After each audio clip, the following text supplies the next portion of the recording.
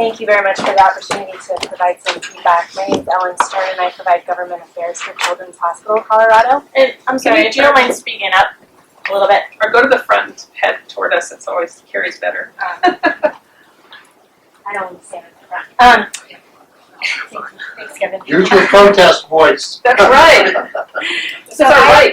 I wanted to follow up on the comments that Amber made around just asking if the department has made consideration for the HIPAA privacy rule, given the language in the proposal. I'm not sure if the broadness of the language necessarily gets at the potential for too much information to be shared, and if there's a limited investigation going on, I think we just would want to see some additional fine-tuning of that language. I also was wondering if CDPHE was here, or if you could comment on any interactions with CDPHE. When there's investigations like this in our facility, we are typically working with CDPHE, and so I'm just wondering if there is a duplication of effort, if maybe you can explain kind of operationally how you're envisioning that to work. And then finally, Peggy, if you'll remember at the rulemaking a couple of years ago, the statute does currently allow for obviously all hospitals to be subject to the CAPS check. We had talked during the rulemaking, Children's Hospital obviously, the majority of our patients are pediatric. We do extensive checks because our population is by virtue vulnerable, and so we are already spending significant amounts of money to do not only county level checks that are existing in Colorado today, but also a nationwide search of county level records and many others I'd be happy to share. We have significant concerns whenever we're hiring anybody, given who they are going to be serving, that we want to make sure we're hiring the right people.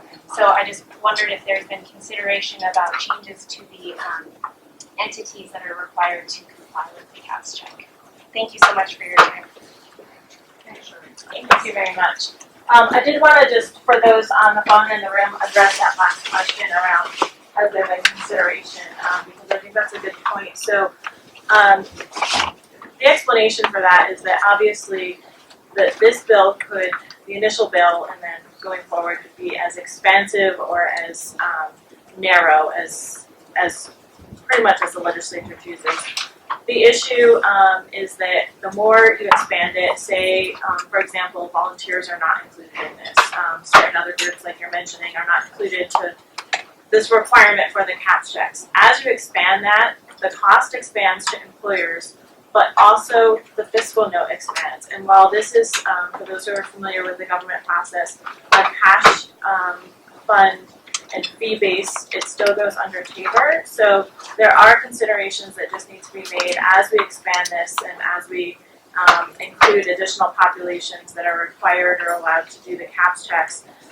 There's just some fiscal implications to that. So I'm not advocating for expansion. I'm wondering if there can be exceptions when providers do not necessarily care for at-risk adults. Currently, the statute is very broad for those required to. So I'm actually asking for a narrowing based on the population that we serve. Okay, that's a consideration. We'll recap that. Sorry. For those on the phone, I'm sorry, I misunderstood. She's actually requesting consideration of a narrowing for those that are, for example, like Children's Hospital, that primarily care for children as opposed to the vulnerable adult population. So we'll get to that. Okay,